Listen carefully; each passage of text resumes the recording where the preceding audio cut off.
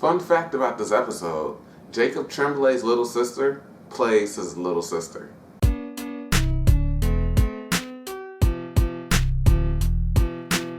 What's up, guys? This is Courtney, one half of the Brothers of Deconstruction here, and I'm bringing you my review for episode 5 of the Twilight Zone, titled The Wonder Kid.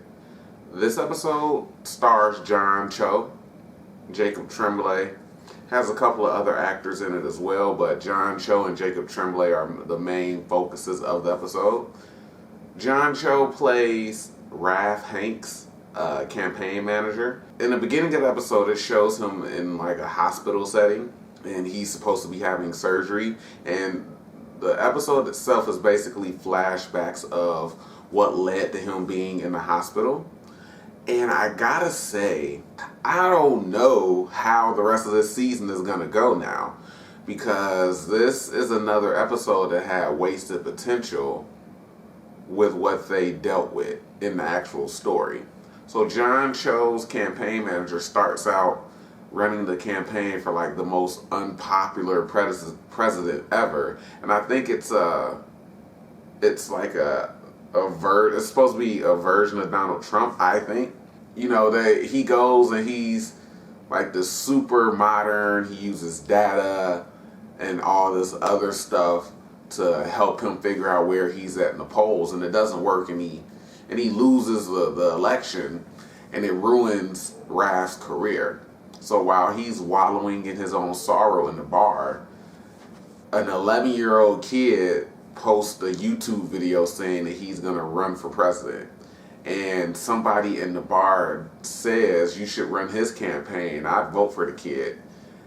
So Raph goes and runs his campaign. The simple fact that we all know that an 11-year-old can't run for president, and I think they skirt by that when they have Raph say, technically, when he's going to Oliver's parents talking to him about actually running his campaign and him actually running for president, he says that his mom is the one whose name is going to be on the ballot, and she's going to technically be the person in charge. She's just going to kind of be the face.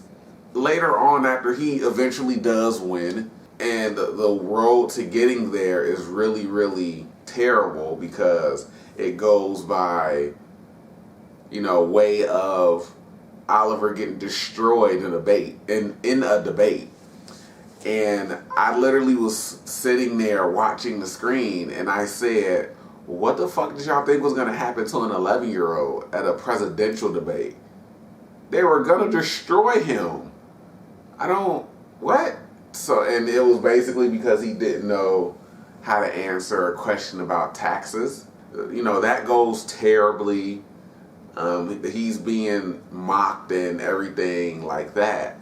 And Raph, once again, is down in the dumps in the bar, drinking again, because he took this job to kind of get out of the rut that he was in, and he wound back up in one. So then he hears by one of his old partners that Oliver's dog is dying, and he wanted to know if he should make a video. So Oliver has the idea that he can use this sympathy video to get votes. Now, they make the video, fast forward where Oliver gets elected, and he becomes a fucking nightmare of a kid. And we already see hints at it. He doesn't like doctors. His mom tells, earlier in the episode, they're recording a music video for a song to get people to vote. And his mom tells him, hey, we have to go to the doctor tomorrow. And he says, no, I fucking hate the doctor, blah, blah, blah. He goes off. At a later time, this kid, so we see that he's a nightmare, he's a spoiled brat. So after he wins the presidency and he gets in the White House, he starts spouting off like all types of crazy shit. Like he made promises of, all Americans will get a free video game, blah, blah, blah, this and that. And everybody, a part of the staff, are telling him, well, that's not gonna happen. That's not how things work. And he says, well, I'm the president, so make it work, or I'm gonna find somebody that will. He's one of those types. And then Raph starts getting a little worried because he's a fucking maniac. He's a psychopath. You know, he brings in dogs to replace his former dog. I forget Homer. The dog's name was Homer. They have him bring in dogs, and I guess one of the ladies brought in a female dog, and he's like, I wanted a replacement for Homer. Does Homer sound like a girl's name to you? And they brought him in from the pound, and he's like, I don't care, I don't want any of them. Tough titties. Like, this kid is a nightmare. So I will give credit to Jacob Tremblay, because he played the role excellently, and he really came off as a little shit that you really wanted to put hands on, to be honest. And I think John Cho did a good job as well, kind of wallowing in his own sorrow and feeling sorry and being down on his luck, and coming off as a campaign manager that's actually trying, and later on somebody who's legitimately worried at what the fuck is going on. So Raph tells whatever military person is head of shit, and he's like, are you a little worried about how things are going? And he basically says, that sounds like treason to me, and I don't want to hear any of it. And Raph is like, whoa, that's not treason. That's not what I'm talking about here. I'm just a little worried about what's going on. So they end up, Oliver ends up inviting Raph to play golf, and he corners him with, I hear you're being, like, these treason allegations are very serious stuff. And he never gets a hole in one, so he throws a tantrum and knocks the container of golf balls over and gets one of them in the hole. He says, that's a hole in one. And Raph is like, no, it's not. And he says, are you backing me? Are you supporting me? Or is this treason? So he says, I'm not being treasonous, but that's not a hole in one. And so Oliver has the Secret Service shoot him under the guise of he has a gun. And that's how he ended up in this hospital bed.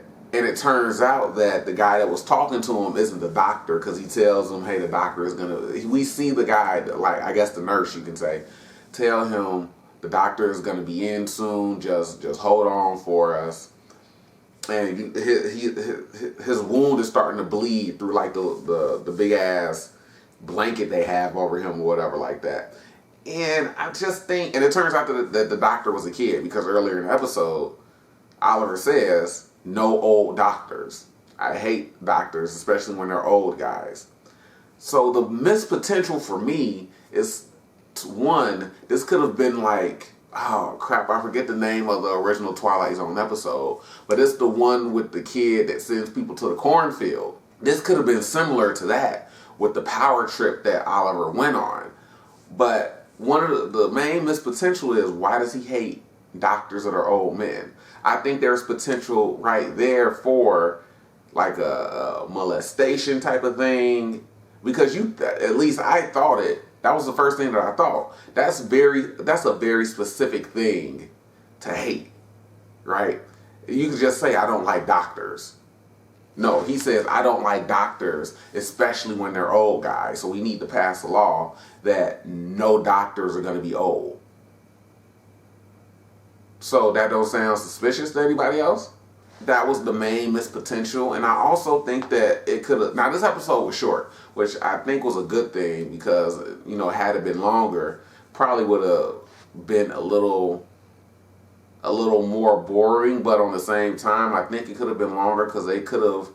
If it would have been a little longer and they would have changed the direction and the focus of the episode, I think it would have turned out better. You could focus on that aspect, or you can focus on the fact that an 11-year-old turns into a tyrant, basically, after winning the presidency. I mean, throw the fact of an 11-year-old winning the presidency out the window, right?